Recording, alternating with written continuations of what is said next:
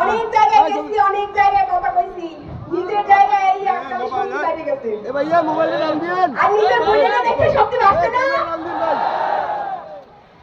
সবাইকে আসসালামু আলাইকুম। চলুক না ভাই, চলুক না। হাজার হাজার ছেলেরা জীবন দিচ্ছে, দিচ্ছে না?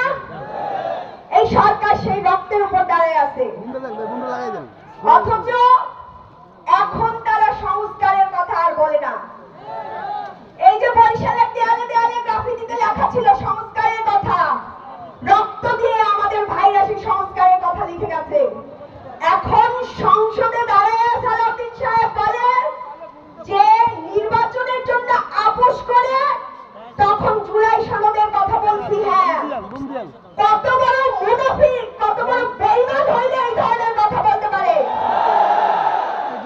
যারা নির্বাচনের জন্য আপোষ করে সনদের হ্যাঁ বলছে, তারা কত বড় প্রতারক সেটা আমরা 90-এর গণঅভ্যুত্থানের পরেই দেখছি। এই 90-এর গণঅভ্যুত্থানে তারা ফেল করছে, তার পরিপ্রেক্ষিতে 1-11 আনছে। সেই 1-11 পরে 15 বছরের ফ্যাসিবাদী শাসন উপহার দিচ্ছে। 15 বছর হাসিনা জুলুম অত্যাচার করে আমাদের ভাইদের জীবন কেড়ে নিয়েছে, তাদের নিজেদের নেতা কর্মীরাও জীবন দিয়েছে। কিন্তু সেই সব নিয়ে তাদের এখন আর মাথা ব্যথা নাই। কি নিয়ে মাথা ব্যথা? ক্ষমতা, কেমনে ক্ষমতায় থাকবে, কেমনে টেম্পো স্ট্যান্ড দখল করবে, কেমনে চাঁদাবাজি করবে, কেমনে অত্যাচার করবে। ওনারা বোধহয় ভুলে গেছেন এটা জুলাইয়ের পরের বাংলাদেশ, রক্ত দিয়ে লেখা বাংলাদেশ। এই বাংলাদেশে আর এই অত্যাচারের রাজনীতি চলবে না। ইলেকশনের কথা আমরা ভুলি নাই, ইলেকশনে কি করছেন সেটা ভুলি নাই, রামদানিয়া গায়ে গায়ে ভোট কেন্দ্র দখল করছেন ভুলি নাই।